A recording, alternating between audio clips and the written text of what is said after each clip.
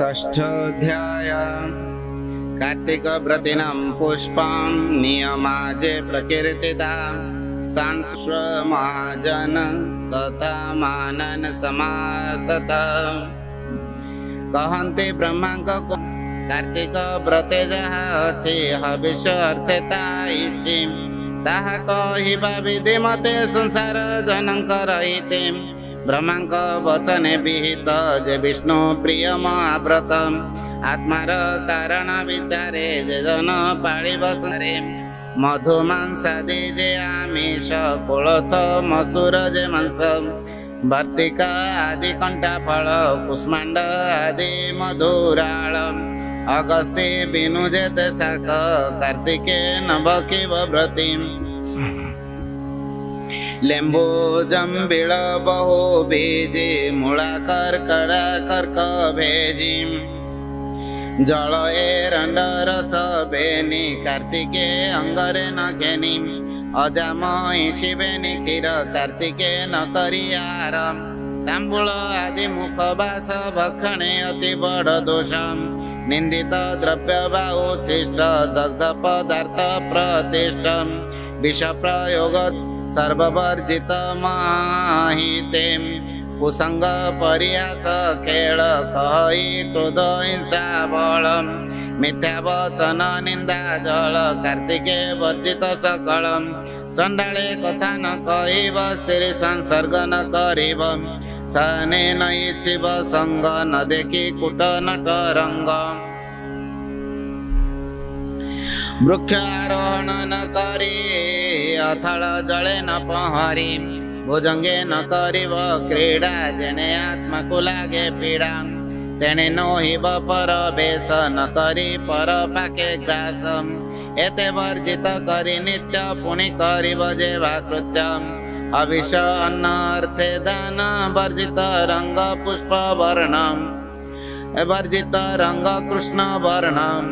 शरद अंते जेहूँ पाची बहुविधानिता संचिम से धान तंडुल विचारी जेवा कलंक पहरी अन्न रात्रे जेवा वर्जित पत्र पात्रे व्यंजन तीर्थ जा कल्पी से कथा कहिबा संक्षेपी अग्नि कपाल जेहूँ लुण विष जोगेता कुआणम गोखीर घृतादि लवणी ब्राह्मण मंदिर न किणी मद्यपि जनन छुईब हेमंत गोरस होइब काकुड़ी बहु बीज मध्य बंतल फल देखि सुधे मूलके योग्य सर्वसारु कृष्ण वर्णरे मृग करु शुक्ल अगस्ती शाकदात्री फलम आद्रक मूल अग्रभागे संपादि सुध पात्र जोगे जाको जेवा मिलिब न पाई विमुख नोहिब अन्न संजोग पात्र सार कहिबा सुनन रूप वरम शालपन सरंभा तरु पलास नघेनी मध्यरु ए चारि वृक्ष जेवा मिले अन्न संजोगी बसे बेले द्वितीय स्नान निमंते चिकणे वंशा कले चिते स्वरिष रंग अंगे घेनी जेते दिवसे धर्म हानि से कथा सुनिए कचिते विशेष एकादशी व्रते पर्व पर्वाणी चतुर्दशी षष्ठ काल रे जेवे शशी पितृदिवस जेवे हेव तैल ग्रहण न करिब एतो तारे कथा सुन कार्तिक हविष लक्षण आदित्य वारुणी प्रवेश से काले कल्पिब हविषम अन्न संजोग पत्र स्थानी बसिब धरणी आसनी पूर्व दिग को मुख करी हस्ते तुलसी जल धरी कृष्णे करिब निवेदन तेने संतोष जनार्दन विष्णु को देई अवशेष चित्तरे कल्प करी ग्रास भोजने न कहि वचन मौने करिया चमन पुनि उत्तम स्थाने बसी राम गोविंद नाम घोषी जागर जाली संध्या काली नोइले तुलसी अग्रते दीप बसाई शुद्ध चिते विष्णु को नमस्कार करी जन्मादि पाप वारा हरि पुनि कार्तिक दीप दाने धर्म वर्धित दिने दिने उचे जे संजोगई दीप किस कहिबा तार तप शपथ जन्म पाप राशि तृतीय संवत्सर नाशी पाप नथिले पुण्य बढे अन्ते गरुड ध्वज चढ सँगे सँगे होई वैकुण्ठ भुवन को जाई हेमन्त दीप दान फल कार्तिके सुन मोहि पाळ देवण जन प्रति होई कार्तिके तृण पारी सोई तांक वचन पुण पूजा अर्चना करी देव राजा मंडप उपरे कलश विराज चिराळ बांधी जिन भास चारि द्वारिकी पूजा विधि विप्रवचने करी सिद्धि पूजिब जगत दीप गंध चंदन धूप दीप शुक्ल पुष्प शिरे देई बलिब कृष्ण त्राई त्राई विविध उपहार द्रव्य मंत्र सुमरी भोग देव गोविंद नाम धरी नित्य उत्सव बाध्यते हेमंत वंशीव सर्वरी निशि प्रभाते स्नान करी तिल कांचन गुरु दान विप्रंको करी निवेदन तांक पत्नी की तिने साड़ी देई कहिब कर जोड़ी हे विप्रवर तुम्बे हरि मते संसारु करत पारी हेमंत कहिब वचन गुरु को देव रत्न दान तिल पायस दधीर से अनल पूजिब संतोषे व्रत दक्षिणा विप्रे देव मेलानी मागी गृहे जीव जा कार्तिके थिव छाड़ी जतन प्रकारे ता लोड़ी भियाई अनुक्रमे द्रव्य विप्रे भोजन समर्पिव आरेक दिन आदि मासे कार्तिक व्रत अवशेषे प्रतिपादन निज गृहे बंधु कुटुंब के निस्नेह पाक संपादी षडर से भोजन करिव संतोषे हेमंते कार्तिक विधाने व्रत पालन्ति जेउ जने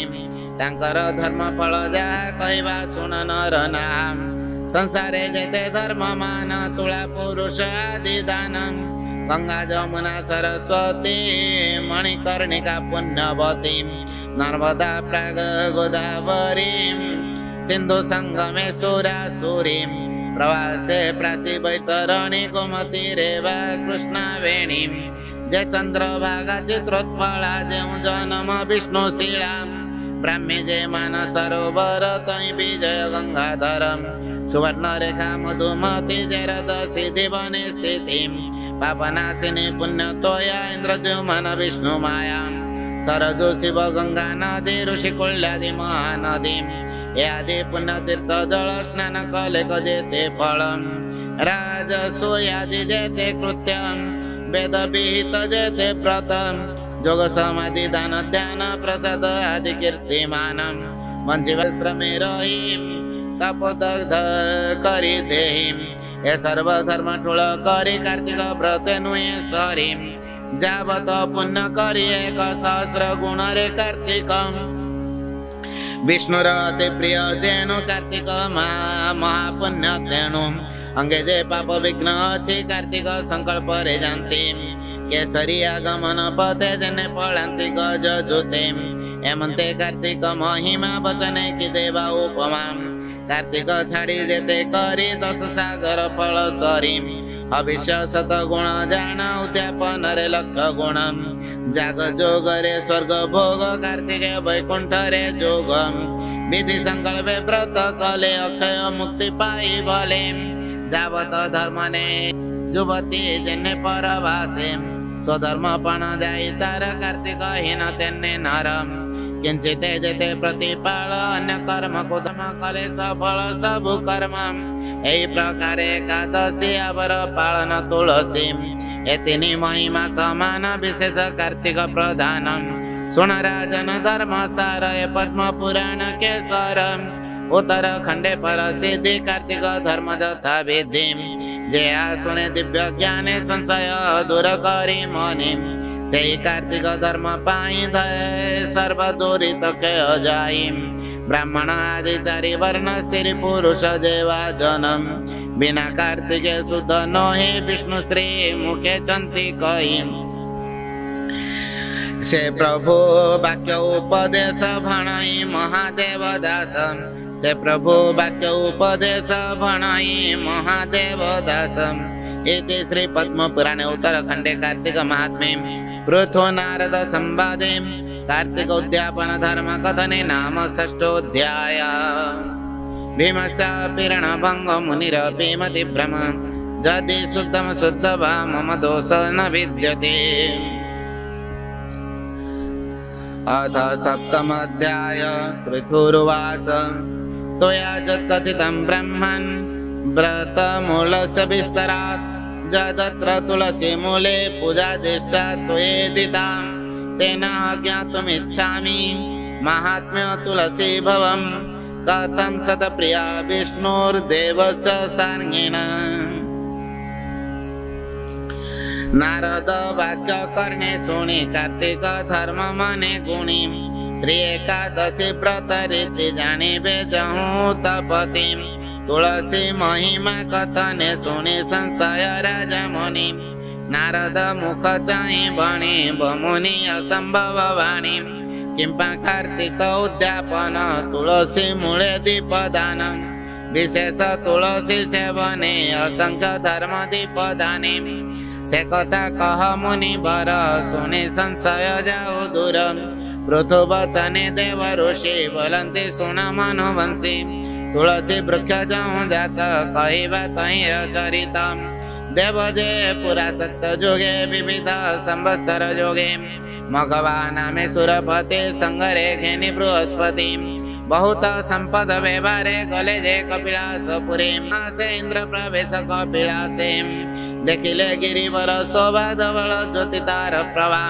सुदस्फटिक गिरि विविध मणिरत्न सारम कनक आदि अष्टधातु विराजे ज्ञान गुण हेतु विविध वनस्पति माने नव पल्लव अनुक्षणे